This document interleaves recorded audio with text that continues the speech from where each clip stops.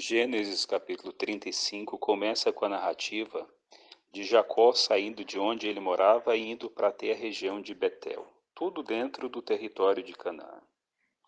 Eles estavam saindo porque havia acontecido aquela fatalidade dos dois filhos de Jacó, Simeão e Levi, ter destruído todos os moradores de Siquém. Jacó, com medo, sem saber exatamente como reagir, recebe a instrução de Deus que deve sair de onde ele está e ir para Betel. Porém, Jacó sentiu a necessidade de promover um reavivamento e uma reforma espiritual entre sua família. Ele convoca todos que moram consigo, tanto suas esposas, seus filhos e todos os seus servos. E ele pede que eles lhes dê todos os ídolos que eles têm, assim como também as joias com as quais eles se ornamentavam. E quando recebe, a Bíblia diz que ele enterra e deixa tudo para trás e segue o seu caminho. O interessante é que Jacó pediu que eles dessem. Então, quem deu, deu voluntariamente.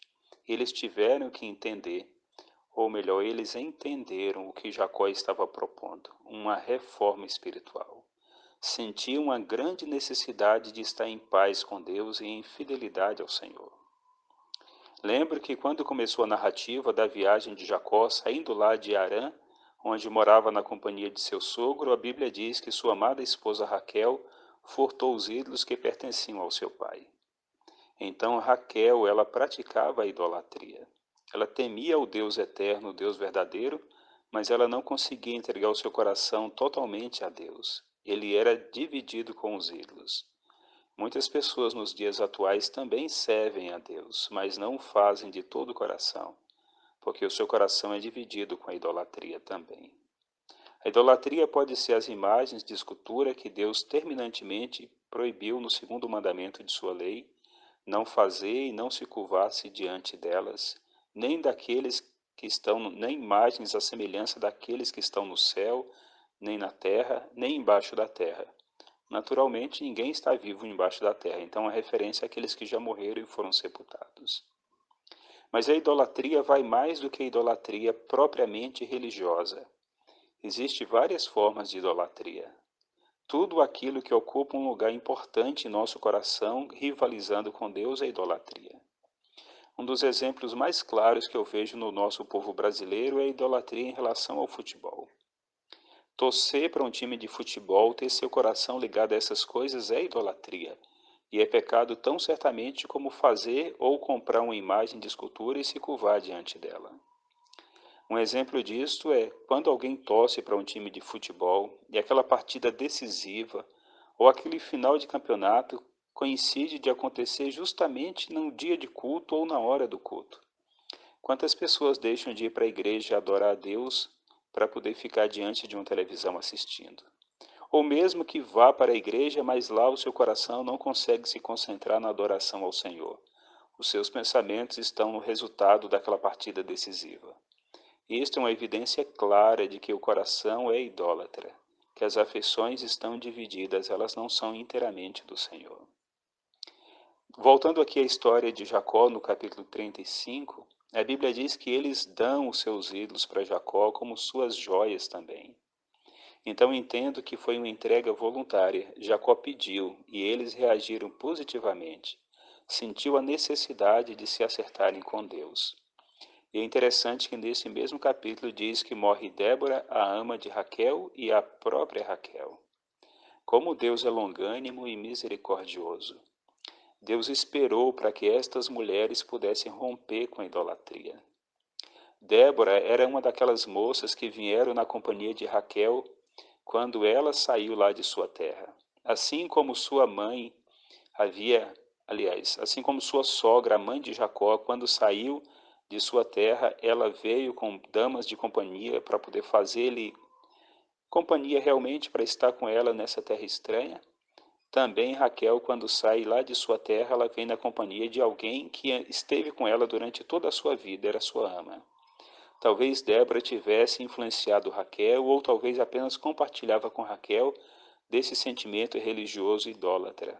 E agora, quando Jacó faz o apelo para uma reforma espiritual, quando elas ambas abrem mãos de seus ídolos, quando elas estavam em paz e acertadas com Deus, quando agora estava gozando realmente da salvação do Senhor, o Senhor achou por bem recolher essas duas filhas suas. Deus é tão sábio e Deus é tão amável. Deus tem tanto interesse em salvar as pessoas. Talvez houvesse o perigo, o risco de uma recaída delas em um momento futuro. E o Senhor, como Ele é o dono da vida, Ele recolhe a vida dessas duas filhas para guardá-las em segurança. Como diz o livro de Apocalipse, bem-aventurados que desde agora morrem no Senhor. Morrer salvo é a maior alegria que Deus pode conceder a alguém. Descansar seguro que no tempo certo, no momento certo da volta de Jesus, o seu povo voltará do pó da terra à vida novamente.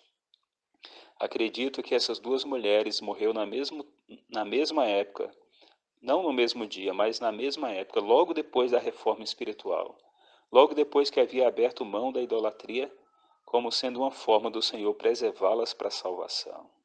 Deus trabalha com a intenção de salvar o ser humano. Deus esperou para que elas pudessem ter essa oportunidade de responder favoravelmente ao apelo que Jacó fez.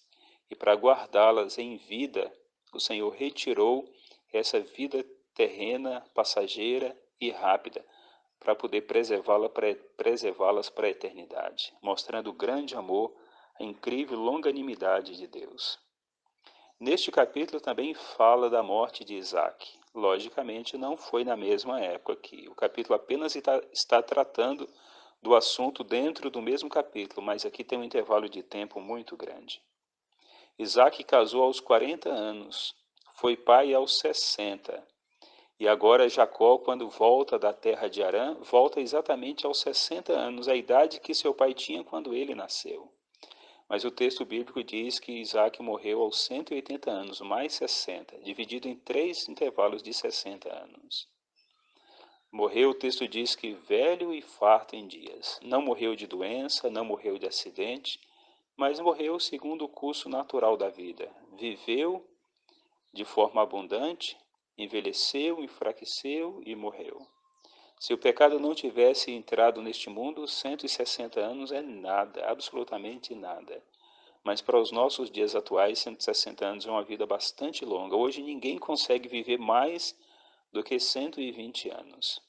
Mas Isaac morreu e a Bíblia dá um testemunho poderoso a respeito dele.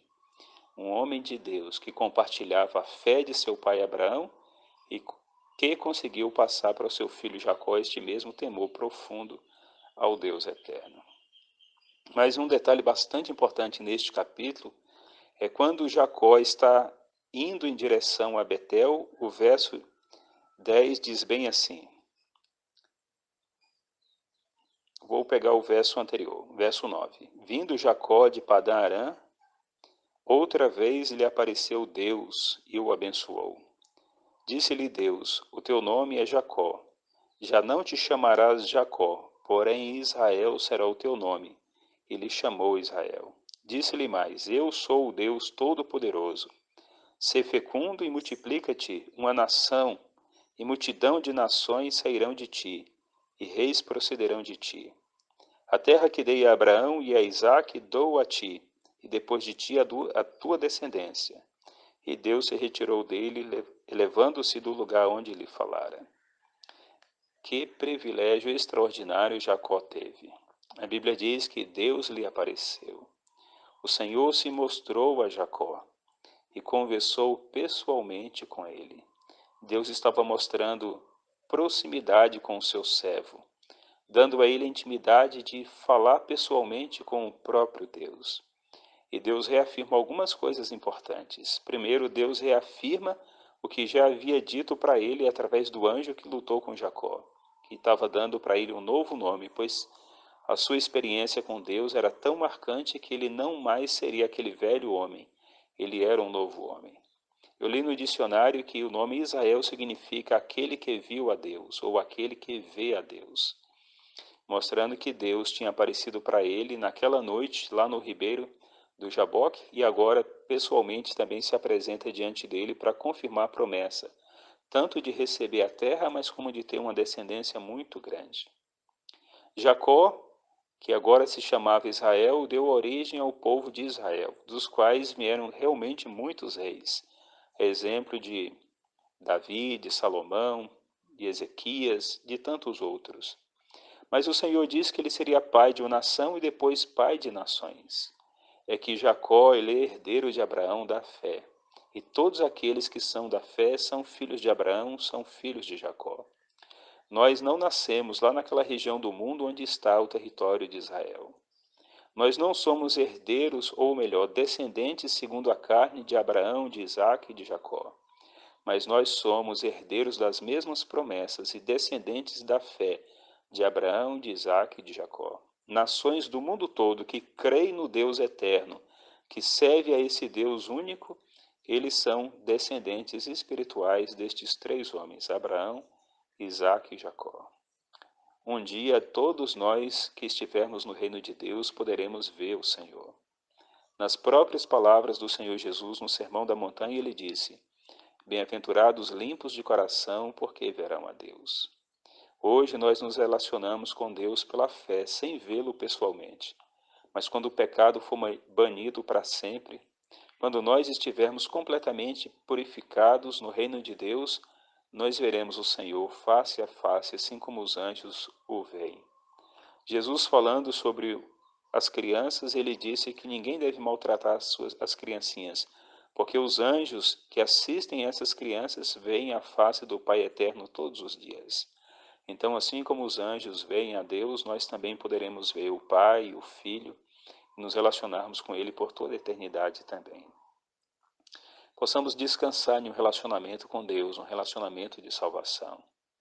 Talvez seja necessário hoje na vida de cada um de nós uma reforma espiritual e um reavivamento espiritual.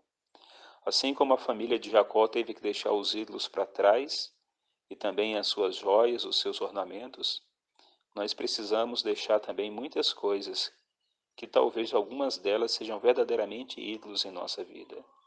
E ninguém pode servir a Deus de todo o coração se estiver dividido com os ídolos. Ou servimos a Deus inteiramente, ou então não estamos servindo. Pois Deus não aceita um coração dividido, mas um coração totalmente dele, totalmente consagrado ao Senhor. Que a graça do Senhor possa nos dar esta bênção de experimentar um verdadeiro reavivamento e de fazermos as reformas que nos são necessárias.